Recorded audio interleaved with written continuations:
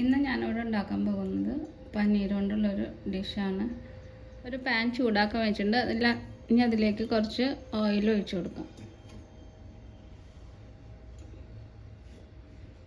എണ്ണ ഒന്ന് ചൂടായി വരട്ടെ. ചൂടായിട്ട് ഇനി അതിലേക്ക് ഒരു മീഡിയം സൈസ് സവാള ചെറുതായി അരിഞ്ഞതും 2 പച്ചമുളക് അരിഞ്ഞതും ഇട്ട് കൊടുക്കാം.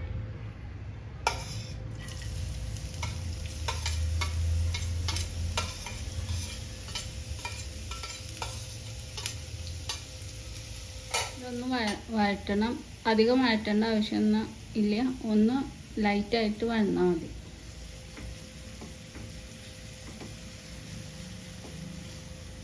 വന്നിട്ട് ഇനി അതിലേക്ക് 1 ടീസ്പൂൺ ജിഞ്ചർ ഗാർലിക് പേസ്റ്റ് ഇട്ട് കൊടുക്കാം.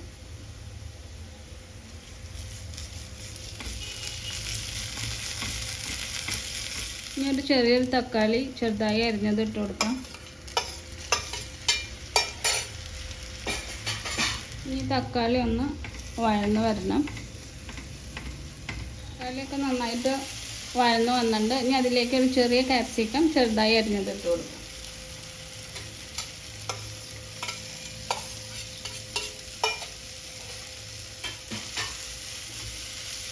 ഇട്ടിട്ട് ഒന്ന് വഴറ്റിയിട്ടുണ്ട്. ഇനി അതിലേക്ക് പൊടികൾ ഇട്ട് കൊടുക്കാം. 1 ടീസ്പൂൺ മല്ലിപ്പൊടി, 1/4 ടീസ്പൂൺ മഞ്ഞൾപ്പൊടി, 1/2 ടീസ്പൂൺ മുളക് പൊടി, ഗരം മസാല പൗഡർ. പൊടിയൊക്കെ ഒന്ന് നന്നായിട്ടൊന്ന് വഴറ്റട്ടെ. പൊടിയെല്ലാം നന്നായി വഴന്ന് വന്നു. ഇനി അതിലേക്ക് 1 ടേബിൾ സ്പൂൺ ഫ്രഷ് ക്രീം ഒഴിച്ചു കൊടുക്കാം. ഇനി ഇതിലേക്ക് കുറച്ച് വെള്ളം ഒഴിച്ചു കൊടുക്കാം. ഇത് നന്നായിട്ടൊന്ന് മിക്സ് ചെയ്യണം. വെള്ളം ഒഴിച്ച് നന്നായിട്ടൊന്ന് മിക്സ് ചെയ്യണം. ക്രീം ഒഴിച്ചെടുത്തിട്ട് നന്നായിട്ടൊന്ന് മിക്സ് ചെയ്തിട്ടുണ്ട്. പിന്നെ അതിലേക്ക് 1/4 കപ്പ് വെള്ളം ഒഴിച്ചു കൊടുത്തിട്ടുണ്ടായിരുന്നു. ഇനി ആവശ്യത്തിനുള്ള ഉപ്പിട്ട് കൊടുക്കുക. ഉപ്പിട്ട് കൊടുത്ത് നന്നായിട്ടൊന്ന് മിക്സ് ചെയ്യാം. ഇതിലേക്ക് ഒരു 100 ഗ്രാം പനീർ ഇട്ട് കൊടുക്കാം.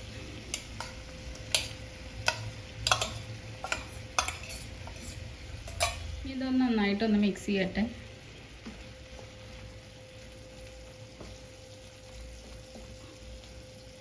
പനീരിട്ട് നന്നായിട്ട് മിക്സ് ചെയ്തിട്ടുണ്ട്. ഇനി അതിലേക്ക് കുറച്ച് മല്ലിയുടെ ഇല ഇട്ട് കൊടുക്കുക. മല്ലിയുടെ ഇല ഇട്ട് കൊടുത്തിട്ടുണ്ട്. ഇനി നന്നായിട്ടൊന്ന് മിക്സ് ചെയ്യാം.